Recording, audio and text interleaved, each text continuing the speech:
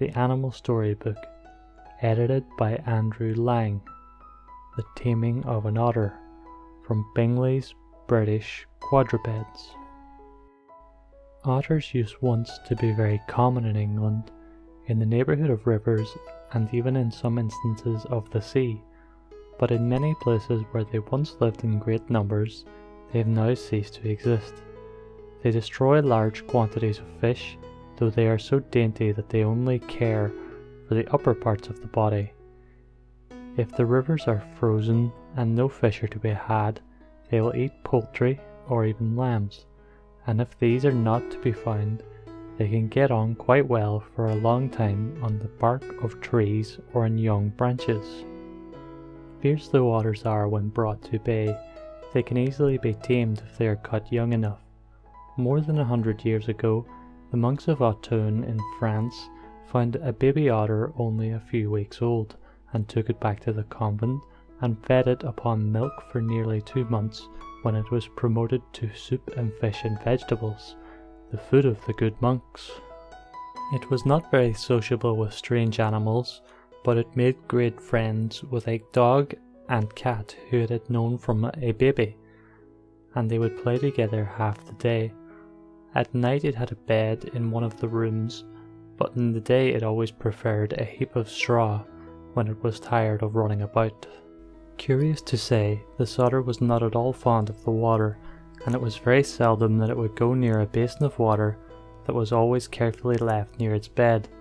When it did, it was only to wash its face and front paws, after which it would go for a run in the courtyard or curl itself to sleep in the sun.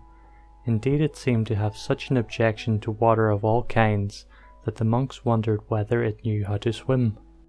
So one day, when they were not so busy as usual, some of the brothers took it off to a good-sized pond and waited to see what it would do.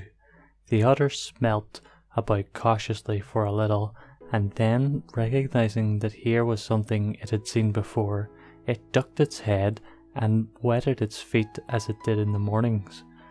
This did not satisfy the monks, who threw it right in, upon which it instantly swam to the other shore and came round again to its friends. All tame otters are not, however, as forgetful of the habits and manners of their race as this one was, and in some parts they have even been taught to fish for their masters instead of themselves. Careful directions are given for their proper teaching, and a great deal of patience is needful, because if an animal is once frightened or made angry, there is not much hope of training it afterwards.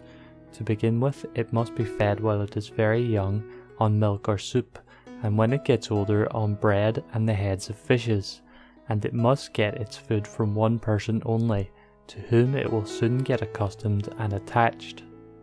The next step is to have a sort of leather bag made, stuffed with wool and shaped like a fish, large enough for the animal to take in its mouth. Finally, he must wear a collar formed on the principle of a slip noose, which can tighten when a long string that is fastened to it is pulled. This is, of course, to teach the otter to drop the fish after he has caught it. The master then leads the otter slowly behind him, till by this means he has learned how to follow, and then he has to be made to understand the meanings of certain words and tones. So the man says to him, "Come here," and pulls the cord. After this has been repeated several times, the otter gradually begins to connect the words with the action. Then the string is dropped, and the otter trots up obediently without it. After that, the sham fish is placed on the ground, and the collar, which seems rather like a horse's bit, is pulled so as to force the mouth open, while the master exclaims, "Take it!"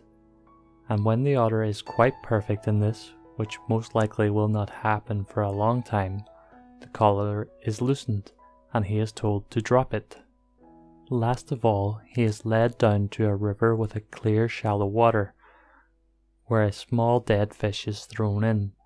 This he catches at once, and then the cord which has been fastened to his neck is gently pulled, and he gives up his prize to his master. Then live fish are put in instead of the dead one, and when they are killed, the otter is given the heads as a reward. Of course, some masters have a special talent for teaching these things, and some otters are specially apt pupils. This must have been the case with the otter belonging to a Mr. Campbell who lived near Inverness.